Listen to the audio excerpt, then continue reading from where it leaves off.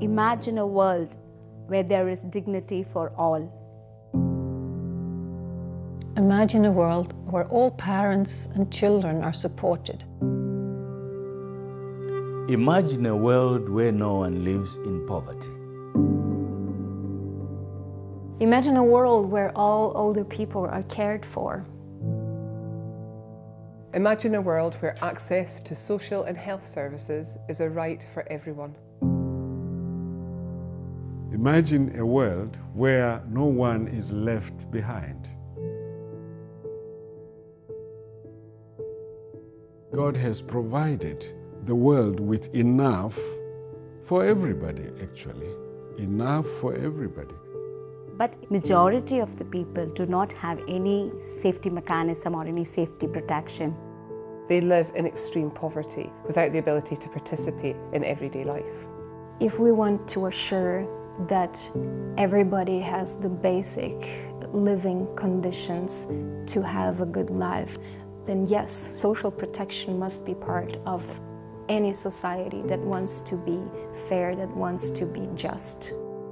Social protection should be a combination of cash transfers, particularly focused at particular times of risk in life, so round about childhood, elderly age, when you're not able to access the labour market, but also access to social and healthcare services. It has to be financed, and in one way or another it has to be through taxation, that everybody, every company, every individual actually have to contribute based on what they have. The poor are paying taxes, but the rich are not paying. They are finding ways of evading tax. Governments need to ensure that everyone who should pay taxes is paying. And it is possible. It is possible because the world has so much of wealth.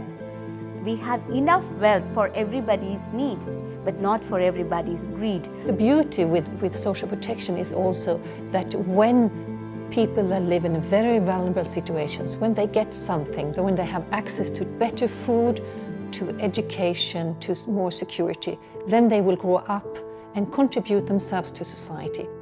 We shouldn't see social protection as being a cost to our economies, but an investment actually in our societies and in our economies.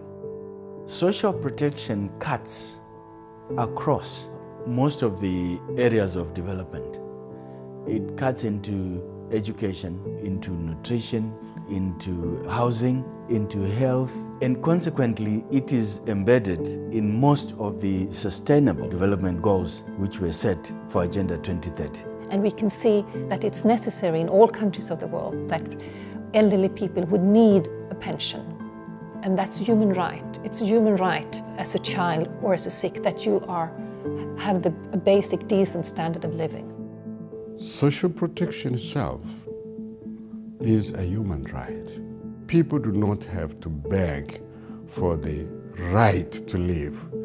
It is their right to live, and it's a God-given right. So that makes church an important part of this struggle and make sure social protection is part of every individual in the country. Churches and faith-based organisations like diaconal organisations are working every day with people at all places in our society. We live next door to the people. We speak to the people. Church must push the governments to take over their rightful role of providing social protection. Also to hold governments accountable and say, these people should have gotten that grant. They didn't get it. Why? Why is that? Or educate people and say, you have this right. We will help you to register so that you can get this grant. We cannot sit back and have a moral authority if we don't get involved in the political debate.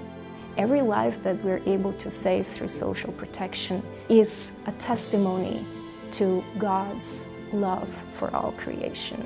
Where justice flows like a river and righteousness like an everlasting stream, where everyone will have a life, a quality life, which they can enjoy.